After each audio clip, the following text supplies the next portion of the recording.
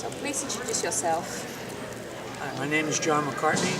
My kennel name is Frodger, EC, and I've been breeding Amstaffs for about 35 years. How would you evaluate the quality of dogs in the USA and the rest of the world? Is the quality getting better or not, and why? I think the quality is getting better in the rest of the world. I think the quality is kind of deteriorating over here. We don't have as many good dogs as we used to have. Although some of the best dogs are better than we've ever had. What are the major faults in Amstaffs nowadays, and how can we avoid breeding these faults? Some of the major faults are top lines and weak rears. We've got a lot of strong heads and good movement over here. The best way to avoid it is to breed good dogs is to keep an open mind. Don't be jealous because somebody does a lot of winning with a dog and not breed to it. Too many people just breed to their own stuff because somebody's been beating them, they don't like them. You've got to keep an open mind, go out, even if you don't like the people, you're breeding to the dog. Are you a supporter of line breeding, inbreeding, or outcross? Actually, I'm a favorite of all three. It depends on who you're doing. Line breeding is good, but you can't continue to do it. You have to realize where your weaknesses are, and you might have to outcross to get the strength that you need. This is how I started. I had a beautiful bitch, but she was a little bit weak in the rear and the top line, and I bred to a dog which was a complete outcross, Red Bolt, who had a great top line and a very strong rear. And the rest is history. What are the qualities that you are taking into consideration when planning a breeding? Temperament, main consideration. I see too many Amstaffs nowadays that have their tails tucked and kind of spooky like that. Temperament is the main consideration. After that, soundness of mind and body. Which exterior qualities indicate a typical Amstaff? Probably the easiest thing for anybody to look at an Amstaff and tell what it is the head. You know, you're looking for a real strong head, well chiseled under the eyes, real strong cheeks. Do you know any temperament tests for puppies that will help to determine what kind of temperament the dog will have in the future? Everybody's got different opinions on this, the usual things. I like to take puppies and roll them over, turn them upside down. You can usually get 7-8 weeks.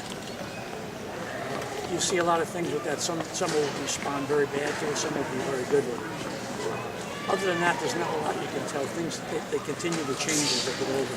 Most of your temperament stuff is inbred from previous generations. In some European countries, it's not necessary to travel to participate in country to gain championship diploma. Like in Black Sea Winner shows in Bulgaria, where championship of Macedonia, Serbia, Greece, Cyprus, and other countries can be obtained. It kind of helps to get bigger entries, and exhibitors can save money from traveling from country to country. And do you think if it's possible to organize a similar event with an AKC title in Russia or somewhere else in Europe, with AKC judges and AKC show regulations? Not possible in America with AKC. They would never go with it. Because you have to judge all breeds the same. You can't make an exception because it's harder to get majors in one breed than another.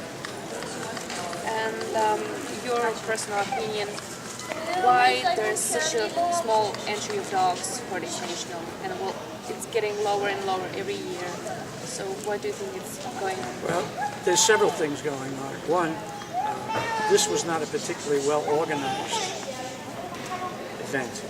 They didn't do a lot of advertising. They didn't let people know. We've talked to personally a bunch of people that didn't even know when it was. The entries are down pretty much everywhere because of the economy, not just here, but all over the world right now. I think the people have to get together more. Everybody's got to talk and support each other, support shows like this. National specialty, this is kind of an embarrassment to only have a little over 100 dogs.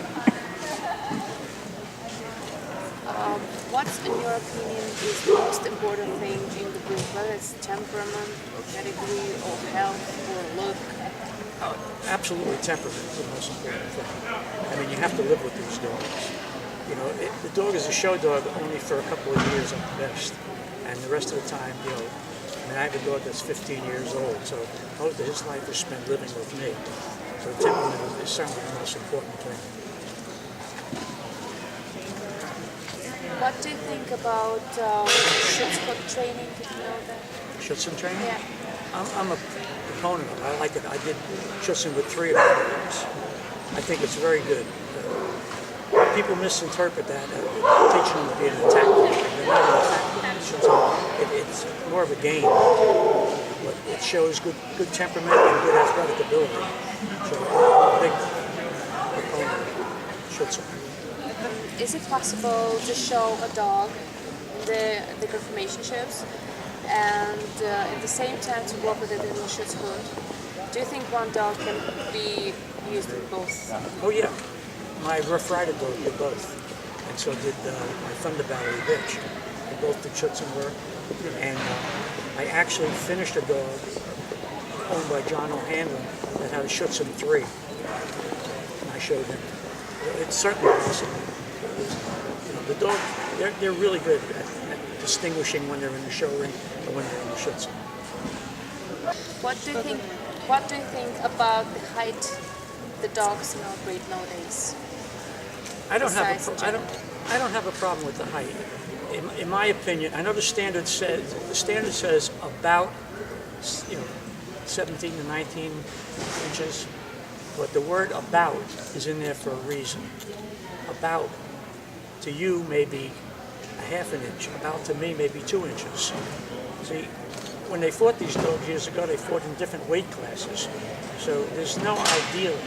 I think the standard is worded wrong where it says, about the size. They should have said the average size is 17 to 19, not the ideal size. A dog that's 19 or 20 inches, as long as he's athletic, he can certainly still do his job. Thank you. Good luck. We're done. That's it? Yeah. And what do you think? Would it be better? I'm not taping it. That's okay. Well, if the puppy,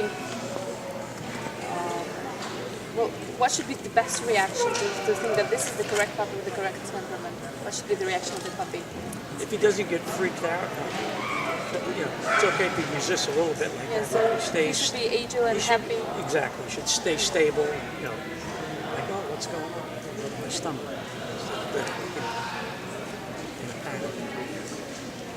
Same thing with the dog. The thing I like the best in the standard is where it says keenly alive to their should. That's what they should be. Hi, John. Hi, John. They should be, alert, alive, not looking to fight anything, but ready to go if they have to. But if they somebody wants to play, then you're willing to play. That's the most important part of the standard. Keenly alive to the surrounding. That's what you want to see. That's what I want to see.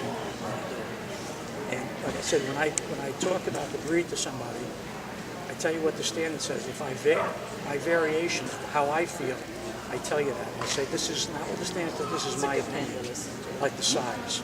I know what the standard says. But like I said, it says about. So if you're a little below it, a little above it, as long as you're not 4 inches above, where you get looking like a boxer or something. But, an inch or so, that doesn't bother me. As long as everything's in proportion. So much stuff. And the main thing with the breeding, like I said, you have to look at everybody's dog. If you got a dog that she has her bitch out there, so she looks at her bitch, keep an open mind and say, where would I like her better? I look at another bitch and say, oh, the bitch has a little better head than my bitch. But the rest of my bitch I really like. Then you want to look for a dog that's got a real strong head to Breeders to not even to entertain them, but so they just get some idea of what Americans think. Because like in America you have one way of thinking, in Europe another one. That's true. Yeah. I've been pretty much all over the world, seeing the different dogs in different countries. In my opinion, there's a lot of good dogs in Europe, in different countries, Russia. I judged in Serbia, Italy. A lot of the quality seems to have been improved. Over here, like I said, it seems to be less and the quality is deteriorating instead of improving overall. There's some great dogs, but there are fewer than there was years ago. Yeah, but she's shaped nice. And she looks like Okay.